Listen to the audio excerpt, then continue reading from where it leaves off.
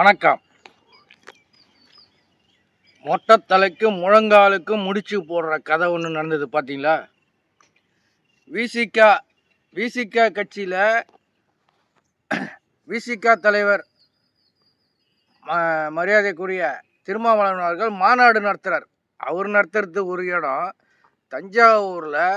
இவங்க பேனர் கட்டணும்னு சொல்லி காவல்துறைகிட்ட போய் பர்மிஷன் கேட்குறாங்க, அனுமதி. அந்த அனுமதி அவங்க கொடுக்க மறுக்கிறாங்க. பேனர் கட்டுறதுக்கு அனுமதி கொடுக்க மறுக்கிறாங்க. இந்த அனுமதி மறுத்த உடனே அவங்க போராட்டம் பண்ணுறாங்க. அந்த விசிகா கட்சியினர் போராட்டம் பண்ணி சாலை மறியல் பண்ணுறாங்க. சாலை மறியல் பண்ணிட்டு இருக்கும்போது அங்கே வேலைக்கு போகிறவன் அந்த டைம் ஆயிடுச்சுன்னு சொல்லிட்டு ஒரு தம்பி ஆகாஷ் அவன் வரான் பைக்கில். பின்னாடி எல்லாம் நிற்கிறாங்க, பஸ்ஸெலாம் நிற்கிது. உடனே டிராஃபிக் ஜாம் ஆகுது. இதனால் அவங்களுக்குள்ள வாக்குவாதம். நான் இந்த பக்கம் தான் போகணும், அவங்க சுற்றின்னு போக சொல்கிறாங்க. நான் இந்த பக்கம் தான் போகணும், அவன் சொல்கிறான். அவனோட வயசு அந்த மாதிரி ரத்த திமிரில் அவன் சொல்கிறான் இந்த பக்கம்தான் போகணும், அவனும் சொல்கிறான். உடனே காவல் ஆய்வாளர் வர எஸ்ஐ வர்றார். அவர் கை காலி இடத்த காலி பண்ணு போன்னு சொல்கிறார். இவன் வாக்குவாதம் பண்ணுறான். கையை இப்படி ஓங்குறார், 2 தடவை கை ஓங்குறார். என்னை அடிப்பேன்னு சொல்லி பலார்னு அடிச்சிட்டான். அந்த தொப்பி கீழே வந்துச்சு பார்த்தீங்களா நீங்கள்? அடித்த உடனே அவனை இழுத்து குண்டுக்கட்டாக தூக்கி இந்த பக்கம் பிடிச்சி இழுத்து தூக்கி வண்டியில் அவனை போகிறதுக்குள்ளே போதுன்னு முடிச்சு 4 பேர் சேர்ந்து அவனை தூக்கி போடுறாங்க. அவனை திமிர்றான். அவனை அடக்க முடியல. அவன் கண்ணில் பயம் இல்லை. அவனை தூக்கி போட்டாங்க. அப்புறம் விடுதலை ஆகிட்டான்னு சொல்லி போட்டாங்க. அது என்ன கதை? அங்கே உள்ளே போய் நெய் குத்து டால்டா குத்துலாம் குத்திருப்பாங்க. ஆனால் இது யார் மேலே தப்புன்னா, யார் மேலே தப்பு நீங்கள் சொல்லுங்கள். அதாவது நீங்கள் ஆரம்பத்திலேயே இவங்க சாலை மறியலுக்கு உங்கள்கிட்ட பர்மிஷன் கேட்கும் போது ஒன்று பர்மிஷன் கொடுங்க, பேச்சுவார்த்தை நடத்தி தீர்வு கண்டு நீங்கள் பண்ணியிருக்கலாம். இல்லை ஒரு மணி நேரம் சீக்கிரம் போயிடுங்க அப்படின்னு சொல்லலாம். இல்லை பேனர் வைங்க. பேனர் வைக்கிறதுலனா போயிட போகுது. அதாவது யாருக்கும் தொந்தரவு இல்லாமல் அந்த பேனர்லாம் கீழே சாஞ்சி யார் மேலே உழுதா யார் மண்டையாக உடையாமல் பாதுகாப்பாக வச்சுங்க அப்படின்னு நீங்கள் பேசியிருக்கலாம். பேசியிருந்தால் இந்த தீர்வு அப்போயே முடிஞ்சிருக்கும். இந்த அளவுக்கு நடந்திருக்காது. இந்த அளவுக்கு யாரும் பேச வேண்டிய வேலை இல்லை. காவல்துறையை வன்மையாக கண்டிக்க வேண்டிய வேலை கிடையாது. தரைக்குறைவாக நடந்துக்கிற வேலை கிடையாது. யாரும் காவல்துறை தரைக்குறைவாக பேச வேண்டிய வேலையே கிடையாது. யாருமே காவல்துறை சட்ட ஒழுங்கு சரியில்லைன்னு பேச வேண்டிய வேலையே இல்லை. இது ஒரு சாதாரண பிரச்சனை. பூகம்பமாக வெடிச்சு போச்சு. நீங்கள் அப்போவே உட்காந்து பேசி இந்த சாலை மறியல் பண்ணுறீங்கல்ல, அதை சுமூகமாக முடிச்சிருக்கலாம். அதை விட்டுட்டு இவங்க அப்போவே பேச்சுவார்த்தை நடத்தி அந்த சாலை இந்த மாதிரி நீங்கள் இந்த பேனர் வைக்கிறதுக்கு பர்மிஷன் கொடுத்துருந்தா இந்த அளவுக்கு வந்திருக்காது. அந்த பையன் ஒரு காவல்துறை அதிகாரி, ஒரு யூனிஃபார்மில் இருக்கார். அவனும் அடிச்சிருக்கக்கூடாது, தப்பு தான். நீங்களும் அவனை அடிக்க கை வாங்கக்கூடாது, அதுவும் தப்பு தான். அதனால் சட்ட ஒழுங்கு சீர்கெட்டு போச்சு. சட்ட ஒழுங்கு சுத்தமாக வீணாக போச்சு. நான் ஊர் பேரை மாற்றி சொல்கிறேன். ஒரு பூசாரி பாவம். அவர் சிவனடியார்.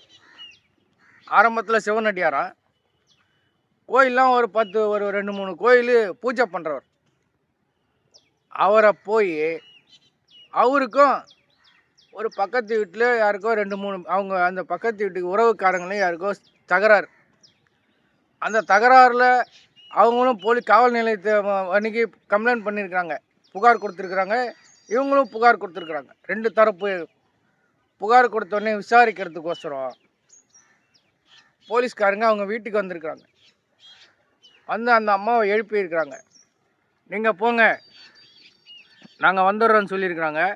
அவர் வண்டியில் வந்துடுவார் எங்கள் வீட்டுக்காரன்னு அந்த அம்மா சொல்கிறாங்க. திரும்ப போன உடனே வாங்க நீங்கள் வந்து எழுதி கொடுத்துட்டு வாங்க அப்படின்னு சொல்லி கூப்பிட்டுட்டு போயிட்டு அவர் அடித்தாங்கன்னு அவர் சொல்கிறார். எங்களை வந்து புஷ் காலிலே இந்த ஷூ காலிலே தலையிலே மெரிச்சாங்க, அடித்தாங்க.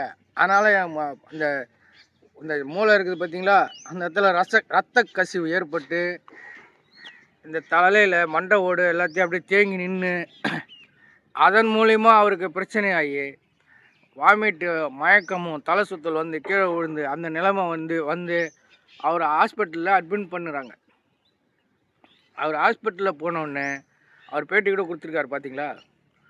காவல்துறை 4 பேர் சேர்ந்து என்னை அடித்தாங்க, அவங்க அடிச்சதால தான் எனக்கு இந்த மாதிரி பிரச்சனை அப்படின்னு அவர் சொல்கிறாரு. பாவம், அவர் 20 நாள் 15 நாளாக அவர் ஆஸ்பத்திரியில் ட்ரீட்மெண்ட் எடுத்து புரோஜனம் இல்லை. திரும்பவும் அவரை வந்து இவங்களை அடித்து திரும்ப ஆஸ்பத்திரியில் ஜிஹெச்சில் காமிச்சு திரும்ப கொண்டு வந்து வச்சு திரும்ப அடிச்சிருக்கிறாங்க. ஆடு சிக்கிடிச்சு பிரியாணி போட்டுற வேண்டியதான். ஏற்கனவே பென்னிக்ஸ் ஜெயராஜ் அந்த வழக்கில் காவல்துறை 9 பேருக்கு காவல் ஆய்வாளர்கள் 9 பேருக்கு அடித்தவங்களுக்கு டபுள் டாக்குமெண்ட் மாதிரி டபுள் தூக்கு கொடுத்தாங்களா தண்டனை. இதெல்லாம் கொஞ்சம் நினச்சி பார்க்கணும். நினச்சி பார்க்காம நீங்கள் அடிக்கிற அதிகாரம் கிடையாது, சட்டத்தில் இருக்குது. யாரையும் அடிக்கக்கூடாது. இந்த ஆள் இந்த பூசாலி என்ன ஒரு தீவிரவாதியா, இல்லை கஞ்சா கடத்தினானா, குக்கைன் கடத்தினானா, சாராய வியாபாரியா, சாராய பெரிய சாராய ஆலை வச்சுருக்கிறோம், சாராய வியாபாரம் பண்ணுறவங்களாம் விட்டுடுறீங்க. கஞ்சா வியாபாரம் பண்ணுறான், டன்னு கணக்கில் வந்து கஞ்சா வியாபாரம் பண்ணுறான், அவனெல்லாம் விட்டுடுறீங்க. பாலியல் பலாத்காரம் பண்ணுறான், அவனெல்லாம் விட்டுடுறீங்க.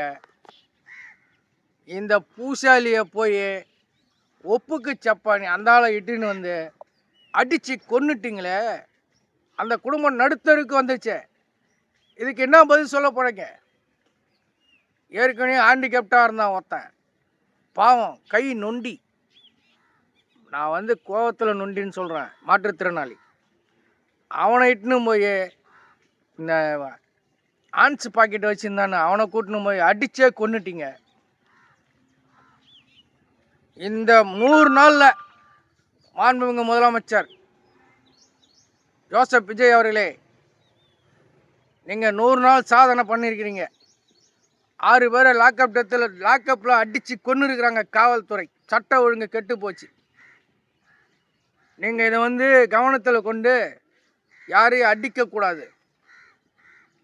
பேசி அதுக்கு என்ன தண்டனை, தப்பு பண்ணனா கோர்ட்டில் நிப்பாட்டுங்க. நீதிபதி எதுக்கு இருக்கிறாங்க? நீங்களே அதுக்கு கையில் எடுத்து நீங்களே அடித்து கொள்றதுக்கு அளவுக்கு உங்களுக்கு அதிகாரம் இருக்குதா? இந்த மாதிரியான ஒரு 10 கருப்பாடுகள் ஒவ்வொரு காவல் நிலையத்திலும் ஒரு 2-3 பேர் இருக்கிறதால தான் நல்ல காவல்துறை அதிகாரிய பேர் கெட்டு போகுது. உடனே சட்ட ஒழுங்கு கெட்டு போடுதுன்னு நம்ம எல்லாரும் சொல்கிறோம். போலீஸ் அராஜகம்னு நம்ம எல்லாரும் சொல்கிறோம். மக்கள் எல்லாரும் சொல்கிறோம். போலீஸ் ஸ்டேஷனுக்கு போய் ஒரு ஏதாவது பிரச்சனைனா சொல்கிறதுக்கே எல்லாம் பயப்படுறோம். ஏன்னா அடித்து கொன்னுடுவாங்க அப்படின்னு, அடித்து சாவடிச்சிடுவாங்க அப்படின்னு காவல் நிலையத்துக்கு போகிறதுக்கே எல்லாம் பயப்படுறோம். இந்த 100 நாளில் 6 பேர் லாக்கப்பில் அடித்து கொலை செய்யப்பட்டிருக்கிறார்கள். இது நியாயமா? இதுதான் நீங்கள் செய்கிற சாதனையா? இதுதான் நீங்கள் கொண்டு வந்த மாற்றமா? இதனால தான் மக்கள் உங்களை ஓட்டு போட்டு தேர்ந்தெடுத்தாங்களா? சொல்லுங்க. மாற்றம் வேணும், மாற்றம் நான் கொண்டு வருவேன்னு சொன்னீங்கல்ல, இதான் உங்கள் மாற்றமா? இதெல்லாம் நீங்கள் வந்து உயர் அதிகாரிகளை கூட்டு உட்காந்து பேசுங்க. பேசி காவல்துறை அதிகாரிகளை கவனமுடன் பணியாற்ற சொல்லுங்க. ஒரு சாதாரண அவன் வந்து பெரிய கோட்டீஸ்வரனில் ஒரு சாதாரண மனுஷன், ஒரு கோயில் பூசாலி, அவனை போய் அடித்தே கொன்னுட்டிங்களே. அவன் ஒரு வயசானவன், நீங்கள் கொன்னுட்டீங்க. அந்த ஆளுக்கும் வந்து பேர பிள்ளைங்க இருக்குது, மகன் இருக்கிறான். அடித்தே கொல்லலாமா? சொல்லுங்கள். யாருமே இனிமே காவல் நிலையத்துக்கு போகணும், நம்ம பிரச்சனையை தீர்த்து வைப்பாங்க. ஒரு பாலியல் பலாத்காரம் பண்ணிட்டான், ஒரு பசங்களை வந்து கைகலப்பாகி போச்சு. ஏதாவது ஒரு பிரச்சனை நம்மளால் முடியாது, காவல் நிலையத்துக்கு போவோம். அவங்க தான் நம்ம காவல்துறை நமது நண்பன் அப்படின்னு நம்ம எல்லாம் சொல்கிறோம். இப்போ வந்து காவல்துறை மக்களுக்கு நீங்களே கொலை செய்கிறீங்க அப்படின்னு எல்லாம் பேசிக்கிறாங்க, பயப்படுறாங்க. ரவுடிசத்தை உருவாக்கி வச்சிருக்கிறாங்க, பூரா ரவுடிஸாக இருக்கிறாங்க. ரவுடி போலீஸ்லாம் ரவுடிங்க அப்படின்னு சொல்கிறாங்க. கூலிப்படை எங்கேயும் போய் தேடாதீங்க, போலீஸ் ஸ்டேஷன்லேயே இருக்கிறாங்க. அவங்கக்கிட்ட கொண்டு போய் உடச்சா அடித்தா சாவடிச்சிடுவாங்க, ஒப்படைங்க அவங்ககிட்ட போய் அப்படின்னு பேசுகிறாங்க மக்கள். மாண்புமிகு முதலமைச்சர் ஜோசப் விஜய் அவர்கள் இதை உடனே கவனத்தில் கொண்டு நடவடிக்கை எடுக்க வேண்டும். நீதிமன்றம் நியாயமான தீர்ப்பை வழங்க வேண்டும். இந்த மாதிரி பிரச்சனை இதோட கடைசியாக இருந்து யாரையும் அடித்து கொலை லாக்அப் டெத்து நடக்கவே கூடாது. இப்போ தான் 10 பேருக்கு தண்டனை கொடுத்தாங்க, அதை கூட அவங்க வந்து ஞாபகத்தில் வரமாட்டேங்குது. அவங்களுக்கு கோபம் அதிகமாக வந்து அடித்து சாவடிக்கிறாங்களா, இல்லை இப்படிலாம் அடிக்கணும்னு ட்ரைனிங் எடுக்கிறாங்களா அப்படின்னு தெரியல. ஒரு பெரிய ஜாம்பவான் அரசியல்வாதி, ஒரு அதிகாரத்தில் இருக்கிறவங்கள அவங்களாம் போய் நீங்கள் இட்டுன்னு போய் அடித்து சாவடிக்க முடியுமா? சாதாரணமானவன், ஒன்றும் இல்லாதவன், வயிற்றுக்கு இல்லாதவன், புள்ளப்பூச்சி, இவனுங்கெல்லாம் போய் இட்டுன்னு போய் அடித்து சாவடிக்கிறீங்க. இதெல்லாம் கடவுள் ஒருத்தர் பார்த்துனே இருக்கார். உங்களுக்கும் குடும்பம் இருக்குது, உங்களுக்கும் நண்பர்கள் இருக்காங்க, உங்களுக்கும் சகோதரர் இருக்காங்க, சகோதரி இருக்காங்க, உங்களுக்கும் குடும்பம் இருக்குது. இதெல்லாம் யோசனை பண்ணுங்க. ஒரு கொஞ்ச நேரத்தில் நடக்க பிரச்சனை வாழ்க்கை பூரா குடும்பமும் பாதிக்கும், உங்கள் குடும்பமும்.